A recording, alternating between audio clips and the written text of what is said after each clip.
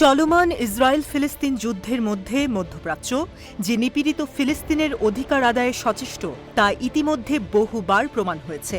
Iran, Lebanon, তুরস্ক এবং ইরাকের ইসলামিক রেজিস্ট্যান্স জোর গলায় বলে আসছে অবরুদ্ধ গাজার মানুষের মুক্তির কথা।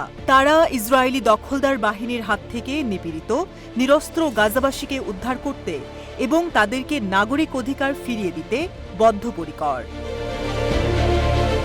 এরই ধারাবাহিকতায় তারা প্রকাশ্যেই ইসরায়েলি দখলদার বাহিনী এবং তার মিত্রদের প্রতি হুঁশিয়ারি জারি করেছে। তারপর ইরান গত ১৩ এপ্রিল এক বিধ্বংসী হামলাও চালায় ইসরায়েলের চলমান আগ্রাসী কর্মকাণ্ডের জবাব হিসেবে।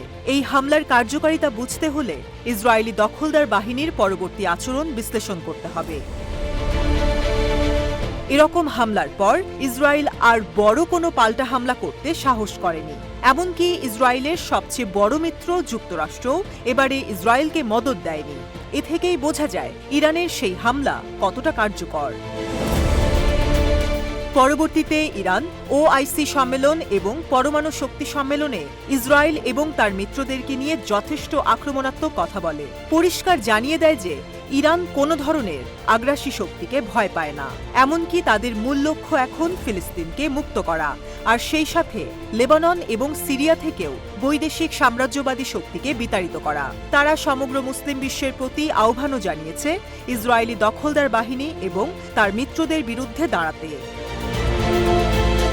এছাড়াও ইয়েমেনের হুথিরা ক্রমাগত লোহিত সাগরে ইসরায়েলি দখলদার বাহিনীর ঘাঁটি বরাবর হামলা চালিয়ে যাচ্ছে সেই নভেম্বর থেকেই। লেবাননের যোদ্ধারাও সশস্ত্র সংগ্রামের মাধ্যমে ইসরায়েলি দখলদার বাহিনীকে চাপে রেখেছে।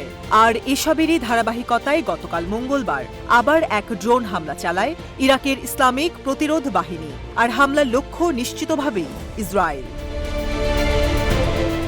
ইরাকের ইসলামিক রেজিস্ট্যান্স ফিলিস্তিন ও গাজার সমর্থনে চলমান অভিযানের অংশ হিসেবে মঙ্গলবার গভীর রাতে এক হামলা চালায়। এই হামলাটি চালানো হয় ইসরায়েলের দখলকৃত আল রাশাসে অঞ্চলে, যা ইলাত নামে পরিচিত।